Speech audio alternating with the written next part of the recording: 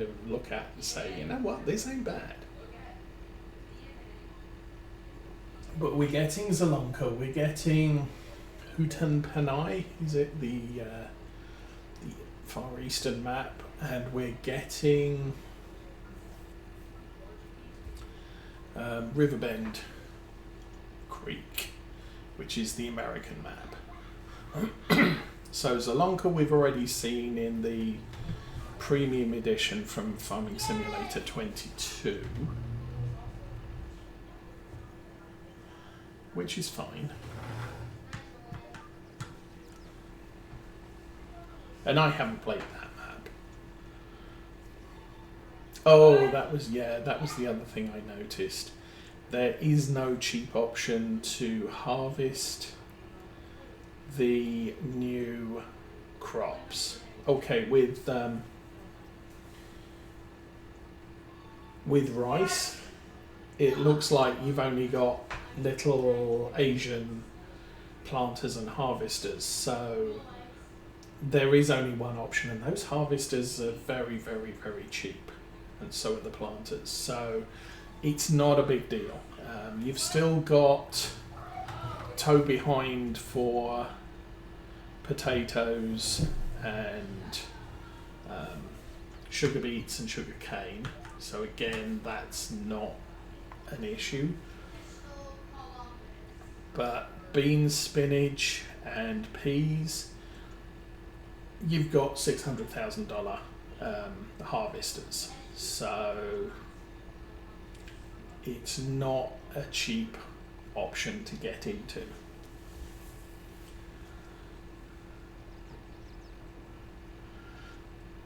Now that said, starting a new game, you can pick we've got the three settings: new farmer, farm manager, and start from scratch. But for each of them you can select how much money you start with, how much of a loan you start with, and whether you start on a farm. So potentially whether you start with a farmland and buildings already, I don't know.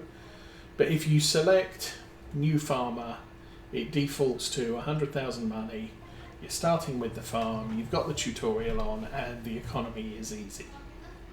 But you can then, on that front screen, say, well, actually, I want to be a new farmer with $1 million, no loan, and I'm not starting on the farm.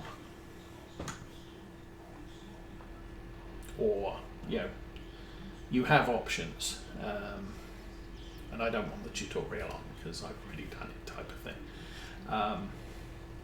So interesting. But you can, if you start with a loan, I think the loan caps out to the amount of money you're starting with. But basically, if you start with $250,000 and a $250,000 loan, all of your money is loan money. There is no, you don't have any non-loans, so you're going to have to start paying back your starting money. You're effectively starting with zero, but you've got $500,000 to buy buildings, buy farmland, buy equipment, and then you better start making money because that loan is due from the start. You could even add a $100,000 loan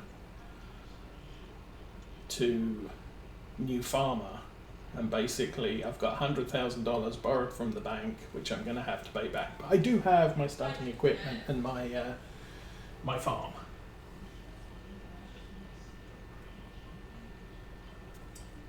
So from a role-playing perspective, you could say, well, I've inherited Granddad's farm. I persuaded the bank to give me $100,000.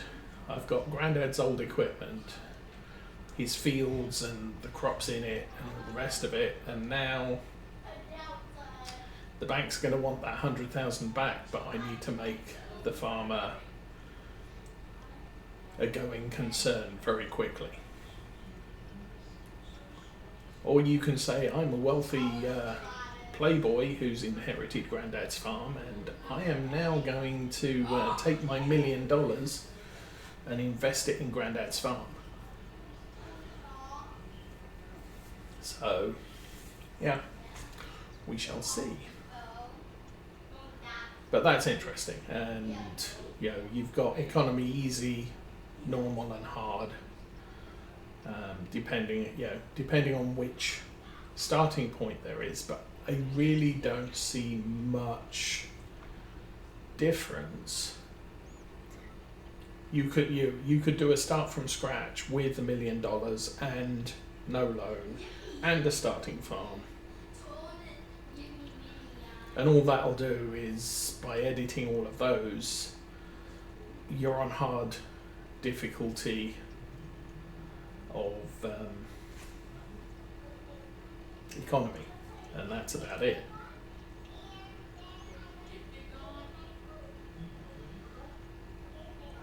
Superficially, don't know much about Seasons, but it does look like Seasons is what we have in FarmSim 22. So you can, is it on or off, how many days per month is it, and you just go for there. Possibly default is you're going to start in August with 1 day per month, and when you change the number of days per month, that'll reset in September. So you've got to get everything done in August in 1 day, and then it's the way you want to play it from then onwards.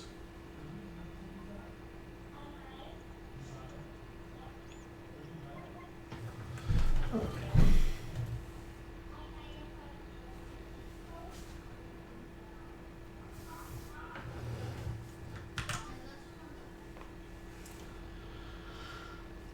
But yeah, looks interesting, and obviously on Tuesday I'm going to get my copy of it, and I might load it up and see what's what.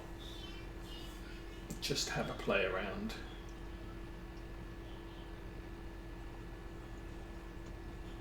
But yeah, there's always the do not assume that what works in FarmSim 22 or worked in FarmSim 19 is going to work exactly the same way in FarmSim 25. They do change the rules on us. So that's why I watch people like the FarmSim guy when he does tests, because some of the tests is, well, that's how it worked in FarmSim 19, and oh, okay, that's a different thing. So that's why I don't watch Daggerwin that much anymore, because he's been playing FarmSim since the very early days. I think FarmSim 15, maybe earlier. And he does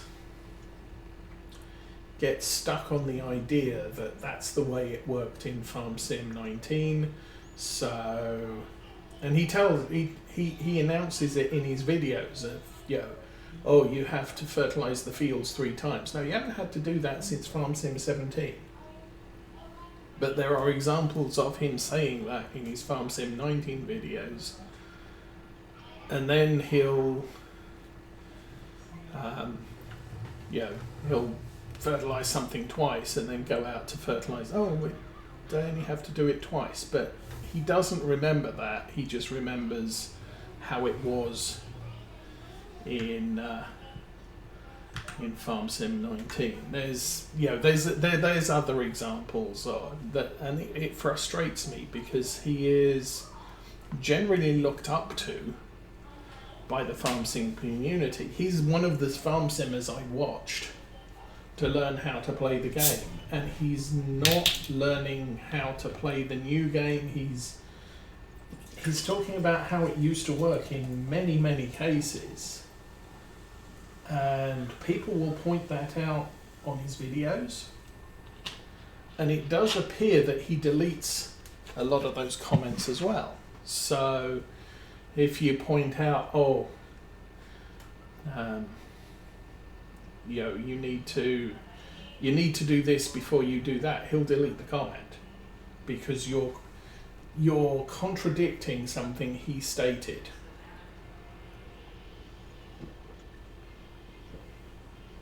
Even though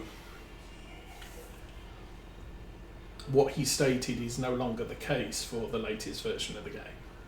So I don't watch him. I watch his stories.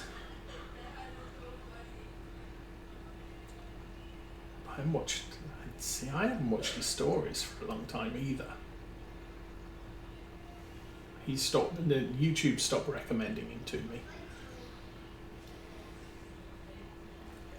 But someone like Virtual Farmer, he does listen and he does learn. So I tend to watch his Let's Play series because he'll go off on I need to do this and then I need to do that, and then it doesn't work, and he's sort of a little bit confused, like, well, I'm obviously doing something wrong here and I'll need to figure it out for myself. And then people will post on his thing of sort of, yeah, that's how it worked in the last version of the game and the new version works this slightly different way. And yeah, okay.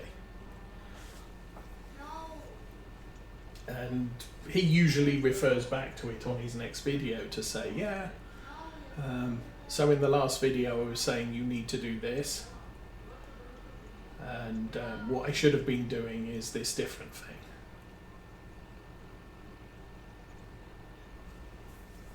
But then he remembers, so that next time he comes to the situation, he will carry on his talk about, yeah, and we're going to do this now.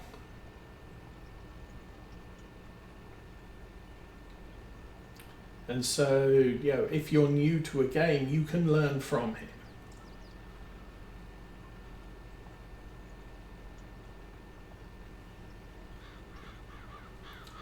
And then, Virtual Farmer tends to play UK and European maps, which is kind of what I prefer. I've watched some DJ Goham and Clutch. I'm not a big fan of DJ's style. I know some people like it. But he's educational. He'll tell you things. He's just a bit quick on the delivery, and sometimes I just can't keep up. So it's probably more to do with me than him. But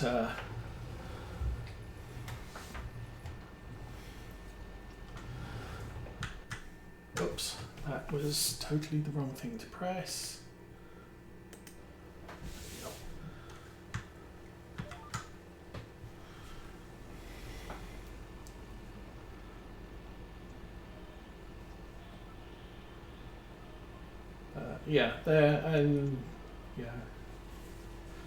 Clutch and DJ tend to play American maps, so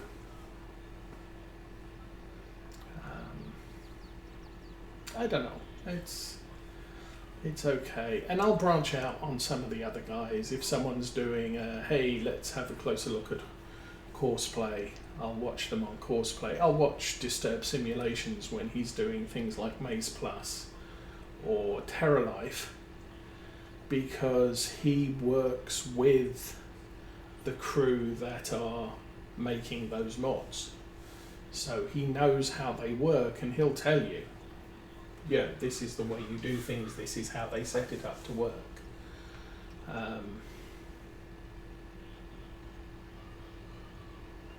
Virtual Farmer will generally tell you how to do Courseplay.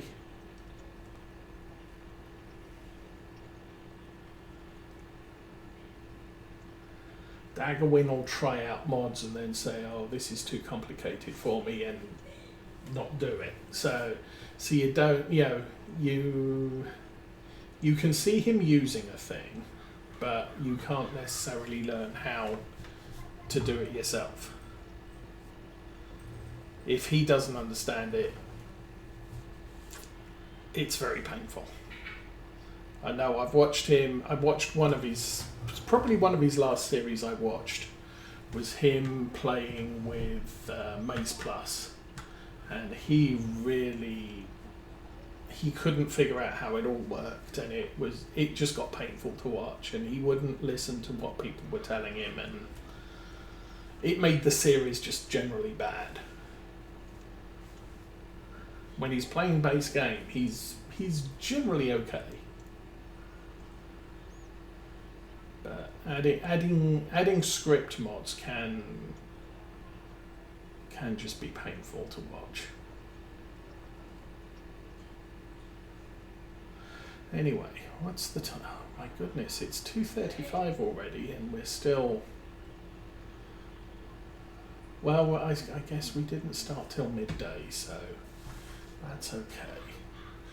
We have been going for an hour and 10 minutes. I did start late this morning, basically because I was watching some Farm Sim 25 videos and lost track of the time. Plus, then I had to wait for the game to load. I'm not getting a complete freeze on the loading screen, but the loading screen is taking a little bit longer to go through and play the starter. What is it? Thing. The starter thing.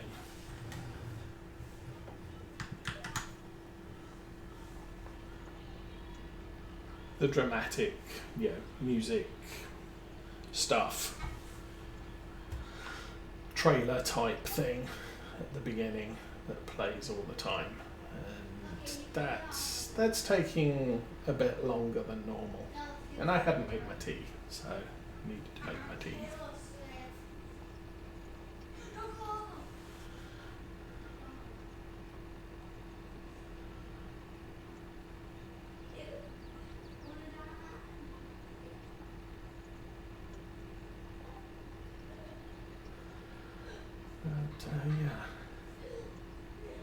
In other news, I'm getting old. The dropping off daylight savings really messed me up, which is why I haven't streamed any Railroader this week. Is just because I get to like 8:30 and I want to go to sleep now. I'm tired. And I'll fight my way to 9 o'clock, just after 9 o'clock, and then it's like, I'm done. No streaming tonight.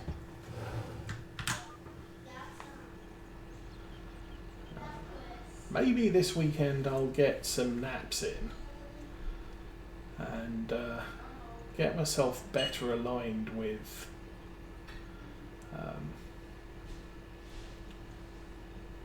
the artificial time of day in my body clock, I think. Time is artificial. Why is it 10 o'clock? Why is it 10 after 10? Just because someone decided it would be. But quite frankly, we don't need daylight savings time. If you want to go to work early, go to work early. If you want to go to work late, go to work late. Unless you work in a customer-facing business where you're needed between the hours of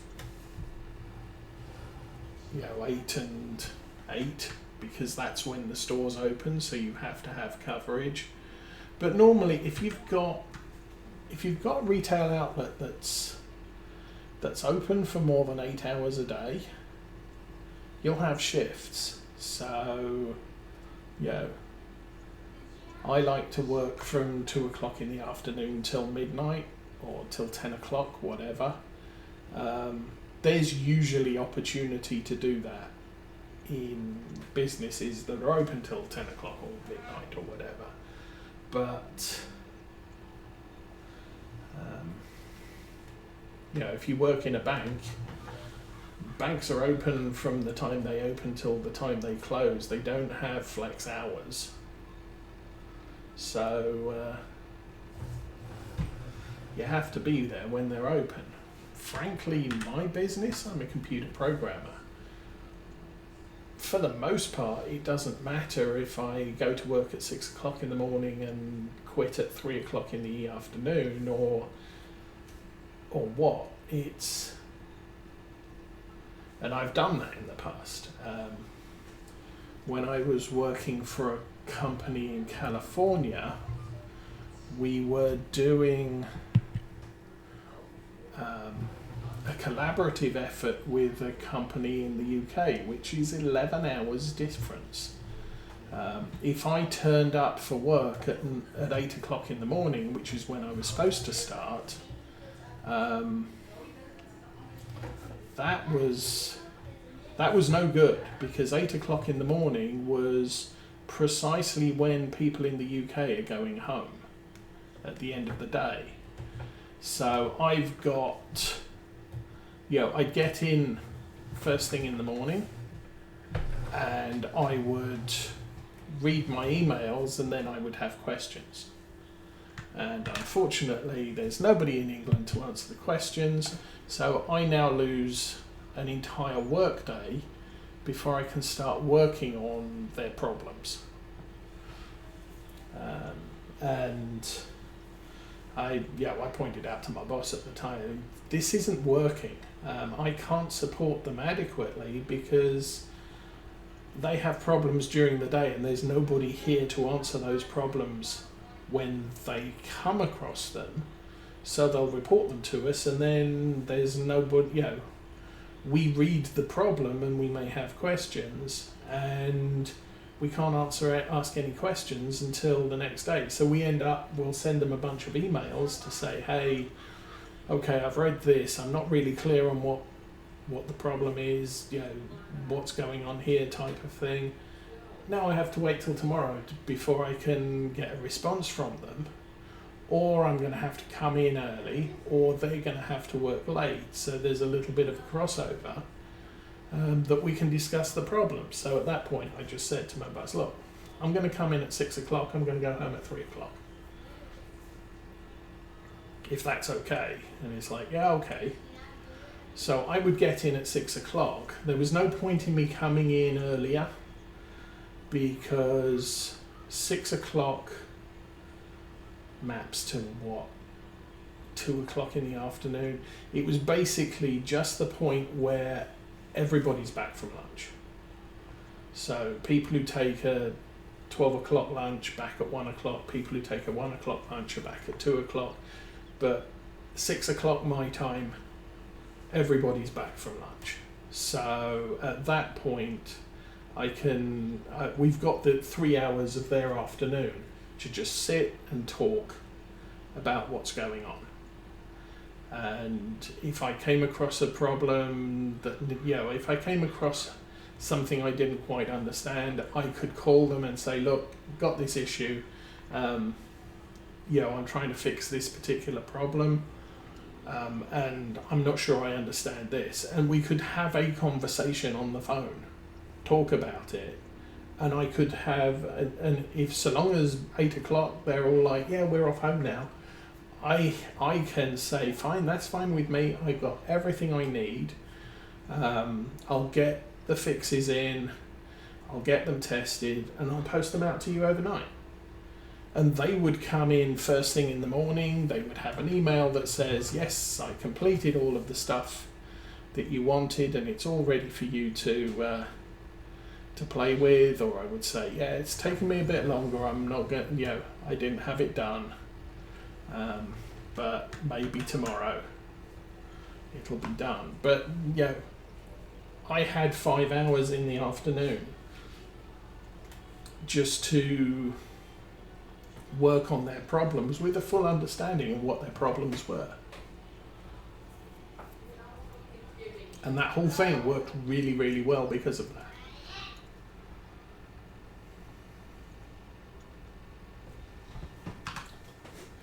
But yes, all that on time is artificial. It's lunchtime's when you feel hungry. Retirement is when you can afford it.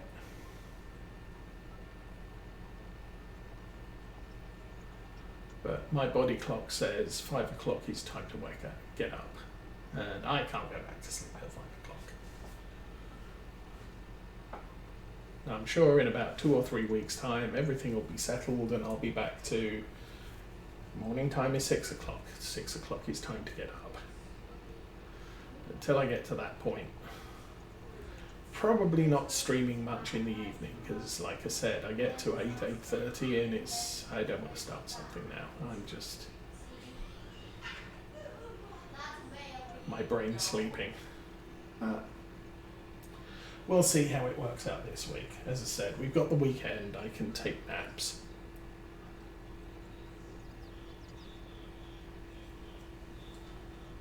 Maybe I'll try to stay up till 11 o'clock at night for tonight and tomorrow night. See if I can force my way back onto everybody else's schedule.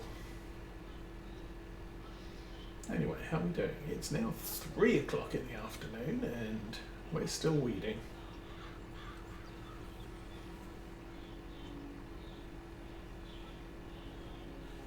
How's the field look? Oh, saving. I missed a bit over there. I missed a bit there. And there's looks like a couple of bits over there.